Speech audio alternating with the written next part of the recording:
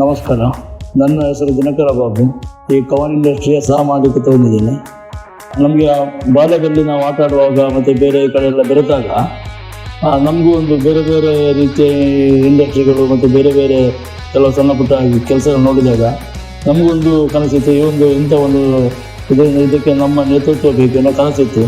ಆ ಕನಸಿಗೋಸ್ಕರ ಇವತ್ತು ನಾವು ನಮ್ಮ ಮಹಿಳೆಯರ ಸಹಕಾರ ಮತ್ತು ಎಲ್ಲರ ಸಹಕಾರದಿಂದ ಒಳ್ಳೆಯ ರೀತಿಯಲ್ಲಿ ಒಂದು ನಮ್ಮ ಕವನ್ ಇಂಡಸ್ಟ್ರಿ ಕಳೆದ 1.5 ವರ್ಷದಿಂದ ನಾನು ನಡೀತಾ ಇದೆ.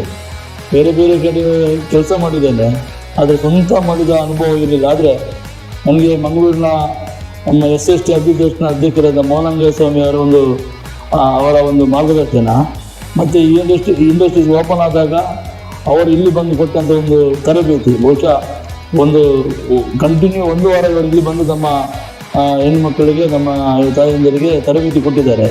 ಅವರ ತರಬೇತಿಯಿಂದ ಇವತ್ತು ಒಂದು 20-25 ಜನ ಟೈಲರಿಂಗ್ ಇಲ್ಲಿ ಕೆಲಸ ಮಾಡ್ತಿದ್ದಾರೆ. ಬಹುಶಃ ಅವರ ಒಂದು ಪ್ರೇರಣೆ ಮತ್ತು ಅವರ ಒಂದು ಧೈರ್ಯ ನಮಗೆ ಈ ಒಂದು ಇಂಡಸ್ಟ್ರಿ ಮುಂದುವರಿಕೆ ಸಹಕಾರಿಯಾಗಿದೆ. ನಮಗೆ ಬ್ಯಾಂಕಿಂದ ಕೂಡ ಒಳ್ಳೆಯ ಸಹಕಾರ ಸಿಕ್ಕಿದೆ ಮತ್ತು ಜವಳಿ ಇಲಾಖೆಯಿಂದ ನಮಗೆ ಸಬ್ಸಿಡಿ ಬಂದಿದೆ ಮತ್ತು ಜವಳಿ ಇಲಾಖೆ ಎಲ್ಲ ಅಧಿಕಾರಿಗಳು ಕೂಡ ಒಳ್ಳೆಯ ರೆಸ್ಪಾನ್ಸ್ ಮಾಡಿದ್ದಾರೆ. ನಮಗೆ ಒಬ್ಬರು ಒಳ್ಳೆ ರೀತಿಯ ಮಾರ್ಗದರ್ಶನ ಮಾಡಿದ್ದಾರೆ.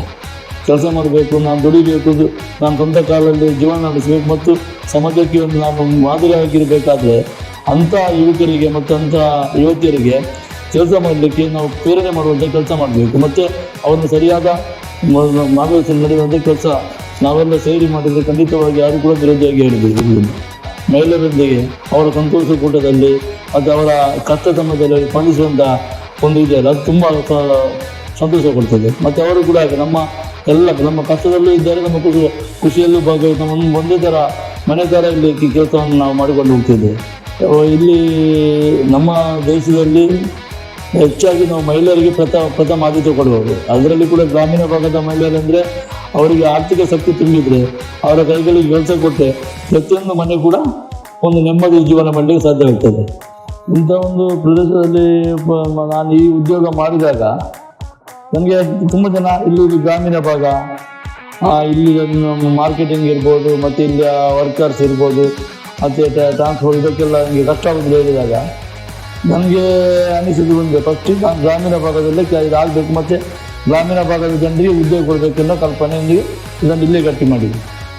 ಬಹುಶಃ ಇದು ತುಂಬ ಒಂದು ಇದಂಥ ಕಷ್ಟಕರವಾದ ಒಂದು ಪಾರ್ಟ್ ಇದರಲ್ಲಿ.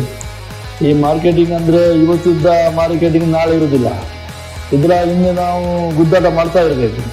ಆ ಗುದ್ದಾಟದಲ್ಲಿ ನಮಗೆ ಕೆಲವೊಂದು ನೋವಾಗ್ತದೆ, ಕೆಲವೊಂದು ಖುಷಿ ಆಗ್ತದೆ. ಆದರೆ ಎಲ್ಲವನ್ನು ಸಹಿಸಿಕೊಳ್ಳುವಂಥ ಶಕ್ತಿ ನಮಗೆ ಧೈರ್ಯ ಬೇಕು.